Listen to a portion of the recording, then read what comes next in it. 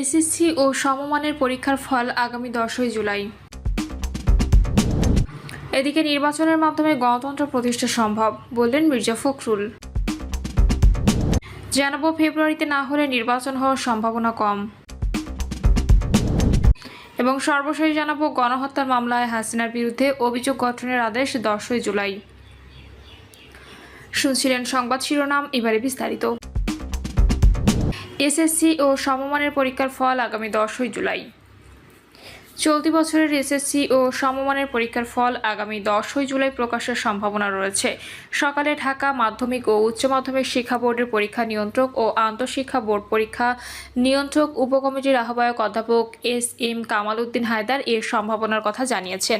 তিনি বলেন, ফল তৈরির কাজ শেষ। আমরা কয়েকটি সম্ভাব্য তারিখ চূড়ান্ত করে মন্ত্রণালয়ে প্রস্তাব পাঠিয়েছি। মন্ত্রণালয় অনুমোদন দিলে সেই দিনেই ফল প্রকাশ করা হবে। ফেব্রুয়ারিতে না হলে নির্বাচন দেওয়ার সম্ভাবনা কম। ঢাকা বিশ্ববিদ্যালয়ের রাষ্ট্রবিজ্ঞান বিভাগের অধ্যাপক ডক্টর সাব্বির আহমেদ, তিনি মূলত রাজনৈতিক অংশগ্রহণ এবং এনজিও নিয়ে গবেষণা করছেন। তার একটি উল্লেখযোগ্য গবেষণা হলো বাংলাদেশের রাজনৈতিক অংশগ্রহণ এবং এনজিও, যা journal of the Asiatic society of বাংলাদেশে প্রকাশিত হয়েছে। সম্প্রতি জুলাই আন্দোলন, অন্তর্বর্তী সরকারের কার্যক্রম, আনুপাতিক নির্বাচন পদ্ধতি, বিতর্ক সহ নানা বিষয় নিয়ে কথা বলেছেন। আমরা দেখেছি জুলাই আগস্ট আন্দোলনে শিক্ষার্থী জনতা, এদের সঙ্গে অনেক রাজনৈতিক দলগত বিভিন্ন পেশায় মানুষজন এবং শ্রমজীবী জনগণ যুক্ত হয়েছিল। এই আন্দোলনের মূল স্লোগান ছিল বৈষম্যের বিরোধিতা। যদিও বৈষম্যের বিরোধিতাটা শিক্ষার্থীদের কোটা সংস্কারের সঙ্গে যুক্ত ছিল, কিন্তু এর মূল স্পিরিটটা এ দেশের সব শ্রেণী পেশার মানুষের প্রাণের দাবি হয়ে ওঠে। বিগত সময়ে যে রাজনৈতিক ব্যবস্থা জারি ছিল সেটাও বৈষম্য সৃষ্টিকারী ছিল। তবে গণ অভ্যুত্থানের পরে এদেশের সবার প্রত্যাশা ছিল আমাদের বাংলাদেশে বৈষম্যহীন সমাজের একটি ছবি সবার কাছে আস্তে আস্তে ভাসতে শুরু করবে। কিন্তু আমরা ক্রমান্বয়ে দেখতে পেলাম অভ্যুত্থানের পরপরই যে নতুন রাজনৈতিক বন্দোবস্ত চালু হলো, আমরা সেটার মধ্যে একটা বৈষম্যের রূপ দেখতে পেলাম। বিগত সময়ে সরকার যেভাবে দলীয়করণ করেছিল, আমরা দেখতে পেলাম অন্তর্বর্তী সরকার গঠন হওয়ার পর একইভাবে দলীয়করণ করা শুরু করলো। মানে যারা সরকারের স্টেক হোল্ডার, তাদের রাষ্ট্রের গুরুত্বপূর্ণ পদে পদায়ন করা হলো। সেটা বিএনপি, জামায়াত ও এনসিপি যাদের কথা বলেন না কেন। আমাদের যে নতুন বাংলাদেশের চিত্র, সেটার প্রত্যাশা ছিল, সেটা শুরুতেই বিনষ্ট করা হয়েছে। শুধু বিনষ্ট না, বাধাগ্রস্ত করা হয়েছে। সরকার গঠনের পর শুরুতেই তাদের যে কাজটা করা দরকার ছিল বলে আমি মনে করি, সেটা হলো দেশের মধ্যে স্থিতিশীলতা প্রতিষ্ঠা করা, বিশেষ করে আইন শৃঙ্খলা পরিস্থিতি স্বাভাবিক করার জন্য 1 নম্বর গুরুত্ব দেওয়া দরকার ছিল। আইন শৃঙ্খলা পরিস্থিতির অবনতি দেশের মানুষকে নানাভাবে ক্ষতিগ্রস্ত করেছে এবং এখনও করছে, যেটা মব ভায়োলেন্সের মাধ্যমে প্রথম হয়েছিল। মব ভায়োলেন্সে প্রথম দিকে খুব তীব্র মাত্রায় ছিল, আবার এখন দেখা যাচ্ছে সেটা সারা দেশে আবারও বেড়ে গেছে। সুতরাং আমরা এই সরকারের কাছে প্রত্যাশা করেছিলাম, সরকার তার অতি সামান্যই সফল করতে পেরেছে, যদিও তারা পাচার করা টাকা উদ্ধারের জন্য কিছু উদ্যোগ গ্রহণ করেছে। দেশের মধ্যে রেমিট্যান্স আসার প্রবাহটা বেড়েছে, কিন্তু অর্থনীতির সম্ভাবনার জায়গাগুলো দুর্বল অবস্থায় পড়ে আছে। বিশেষ করে বিনিয়োগ আশাটা একদম নেই বললে চলে। সাধারণ বাংলায় একটা কথা আছে, যে যায় লঙ্কায় সে হয় রাবণ। অন্তর্বর্তী সরকারের প্রধান দুর্বলতা হলো তাদের দেশ শাসন করার কোনো ধরনের অতীত অভিজ্ঞতা নেই। এই অভিজ্ঞতা না থাকার কারণে তাদের শুরুটা ভালো হয়নি। শুরুতেই তারা একটা হোঁচট খেয়েছে। তারা যদি শুরুতে গণ অভ্যুত্থানটিকে বিপ্লব হিসেবে ব্যাখ্যা দিয়ে যাত্রা শুরু করতে, তাহলে ভালো হতো, কিন্তু তারা সেটা করেনি। অন্তর্বর্তী সরকারের প্রধান ডক্টর ইউনূস নিজেই ক্ষমতাকে অপব্যবহার করে নিজের সুযোগ সুবিধা আদায় করে নিয়েছেন। যে কোনো সরকার প্রধানের কাছেই প্রথমত জনগণের আস্থা তৈরি হয়, কিন্তু তার প্রতি আস্থাটা জনগণের মধ্যে দেখা যাচ্ছে না। যে কারণে গণ অভ্যুত্থানের পরে সরকারের দায়িত্ব গ্রহণের শুরুতে যে আস্থাটা ছিল, সেটা সর্বনিম্নে পৌঁছে গেছে।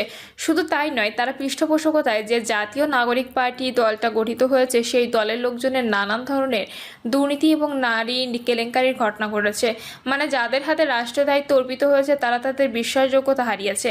এরপর রাষ্ট্রের প্রধান হিসেবে তারা নেতৃত্বে গুণাবলী যেটা থাকা দরকার, সেটা আমরা ইউনূস সাহেবের মধ্যে দেখতে পাচ্ছি না। তার মধ্যে নেতৃত্বের গুণাবলী নেই বললেই চলে। এই কারণে তাকে মাঝে মধ্যে বলতে হয়, তার কথা কেউ শুনতে চাচ্ছে না। কিন্তু জনগণ তো একজন সরকার প্রধানের কাছে সেটা প্রত্যাশা করে না। একজন সরকার প্রধান কি বলতে পারেন, আমার কথা কেউ শুনছেন না, এ ধরনের কথা কি বাইরে বলার মতো? কিন্তু তিনি তো সেটা বলেছেন প্রকাশ্যে। এ কারণে আমার কাছে মনে হয় এর সরকারের সফল না হওয়ার পেছনে তার নেতৃত্বে দুর্বলতা সবচেয়ে বড় কারণ। তিনি দায়িত্ব গ্রহণের পর শুরুতেই নেতাসুলভ নির্দেশনা দিতে পারেনি। ধরুন কোনো সরকারের মন্ত্রিসভায় 20 জন মানুষ দায়িত্বে আছেন, যে যাই বলুক চূড়ান্ত সিদ্ধান্ত তো প্রধান ব্যক্তিকেই দিতে হবে। ধরেন আসিফ নজরুল একটা কাজ করলেন, সেখানে কি সরকার প্রধান হিসেবে ইউনূস সাহেবের কোনো ভূমিকা থাকবে না? আসিফ নজরুলের কাজটা ঠিক হলে কিনা সেটা তদারকি করার দায়িত্ব পড়ে প্রধান উপদেষ্টার উপর। আনুপাতিক নির্বাচন পদ্ধতি নিয়ে একটা বিতর্ক চলছে। শেষ পর্যন্ত এ বিষয়ে সবাই একমত না হলেও পরিস্থিতি কোন দিকে মোড় নিতে পারে। আমার কাছে মনে হয় যখনই নির্বাচন পদ্ধতি পরিবর্তন করা হলে জটিলতার সৃষ্টি হবে। আনুপাতিক নির্বাচন পদ্ধতির দিকে যাওয়াটা একটা সময় সাপেক্ষ ব্যাপার। যেমন দীর্ঘদিন ধরে বাংলাদেশের বড় রাজনৈতিক দলগুলোর মধ্যে যে আধিপত্যবাদী চরিত্র আছে, সেটা কি এক নিমেষে ধ্বংস করা সম্ভব হবে? আমরা যতই বলি না কেন সেটা শীঘ্রই শেষ করা সম্ভব নয়, আর এটা পারা সম্ভবও নয়। সেজন্য বলছি বিএনপির মতো বড় দল কেন আনুপাতিক নির্বাচন পদ্ধতি মেনে নেবে? কারণ আনুপাতিক নির্বাচন পদ্ধতিতে গেলে তাদের যে আধিপত্য এবং তারা যেভাবে সরকার পরিচালনা করতে চায়, এটা হলে তারা সেটা করতে পারবে না। তারা সিদ্ধান্ত গ্রহণের ক্ষেত্রে প্রতিনিয়ত বাধার সম্মুখীন হবে। আর আনুপাতিক নির্বাচন পদ্ধতিতে অনেক দলই ভোটের শতাংশ সংসদে আসার সুযোগ পাবে। এতে অনেক দল বিরোধী দলের ভূমিকা পালন করতে চাইবে। বর্তমান পদ্ধতিতে নির্বাচন হলে শুধু একটি সংখ্যাগরিষ্ঠ দল বিরোধী দল হবে, আর আনুপাতিক নির্বাচন পদ্ধতিতে নির্বাচন হলে 10টি দল বিরোধী দল হবে। এতগুলো দলকে মোকাবিলা করা সরকারি দলের কাছে বেশ চ্যালেঞ্জিং বিষয় হবে। আমি যেটা বুঝি, বড় দল হিসেবে কোনো দলের যে জায়গায় আধিপত্য খর্ব করে সেখানে তারা কোনো ধরনের ছাড় দেবে না। সেই কারণে আনুপাতিক নির্বাচন পদ্ধতি নিয়ে ঐক্যমত্য হওয়ার কোনো সম্ভাবনা দেখি না। এখন যদি আনুপাতিক নির্বাচন পদ্ধতি নিয়ে সব দল ঐক্যমত্যে না পৌঁছায়, সেক্ষেত্রে কী করণীয়? নির্বাচন পদ্ধতি নিয়ে ঐক্যমত্য না হলে পরিস্থিতি জটিল হওয়ার কোনো ধরনের সম্ভাবনা দেখি না। এ বিষয়ে সব দলের বুঝতে হবে, নতুবা সমাধানে আসা যাবে না। আর কোনো দলকে এটা নিয়ে বাধ্য করতে পারে? বিএনপির বিরুদ্ধে অন্য দলগুলো এই বিষয়ে কী বলছে সেটা বিএনপির সঙ্গে ম্যাটার করে না, কারণ বিএনপি হলো বড় দল। আবার বিএনপি যদি এটা না চায় তাহলে ঐক্যমত্য কমিশনের পক্ষে সেটা করা অসম্ভব, কারণ সংখ্যাগরিষ্ঠের মতামত উপেক্ষা করা সম্ভব নয়। নির্বাচন ফেব্রুয়ারিতে না হলে পরিস্থিতি কী দাঁড়াতে পারে? ফেব্রুয়ারিতে নির্বাচন না হলে রাজনৈতিক পরিস্থিতি খারাপের দিকে যেতে পারে। যারা ফেব্রুয়ারিতে নির্বাচন চায় তারা কিন্তু শক্তিশালী অবস্থানে আছে। শুধু তো বিএনপি এর সময় নির্বাচন চাইছে না, অনেক দলই তো ফেব্রুয়ারিতে নির্বাচন চাইছে। এমনকি সেনাবাহিনীও এর সময়ের মধ্যে নির্বাচন চায়। তবে জাতীয় নির্বাচন যদি কোনো কারণে পিছিয়ে যায়, তাহলে ডক্টর ইউনূসের প্রতি যে আস্থার জায়গা, সেটা আরও দুর্বল হয়ে যাবে। সেই কারণে দেশের মধ্যে রাজনৈতিক নৈরাজ্যকর পরিস্থিতির সৃষ্টি হতে পারে। তারপর যদি নির্বাচন এপ্রিল বা জুনে নেওয়া হয়, তাহলে নির্বাচনের মাধ্যমে গণতন্ত্র প্রতিষ্ঠা সম্ভব, বললেন মির্জা ফখরুল। 2026 সালের ফেব্রুয়ারিতে ত্রয়োদশ জাতীয় সংসদ নির্বাচনের আয়োজন করবে অন্তর্বর্তী সরকার, এমনটাই আশা করেন বিএনপির মহাসচিব মির্জা ফখরুল ইসলাম আলমগীর। মির্জা ফখরুল বলেন, নির্বাচনের মাধ্যমে গণতন্ত্র প্রতিষ্ঠা ও দেশের সঠিক পথে অগ্রযাত্রা সম্ভব। তিনি বলেন, ছাত্র জনতার আন্দোলন, বিশেষ করে জুলাইয়ের রক্তাক্ত গণঅভ্যুত্থানে যে নতুন পথ দেখিয়েছে, তা বাস্তবায়নে কাজ করতে হবে সবাইকে। বিগত 15 বছর দেশে বিএনপির 60 লাখ নেতাকর্মীর বিরুদ্ধে মিথ্যা মামলা, হাজারো প্রাণহানি ঘটেছে বলেও দাবি করেন মির্জা ফখরুল।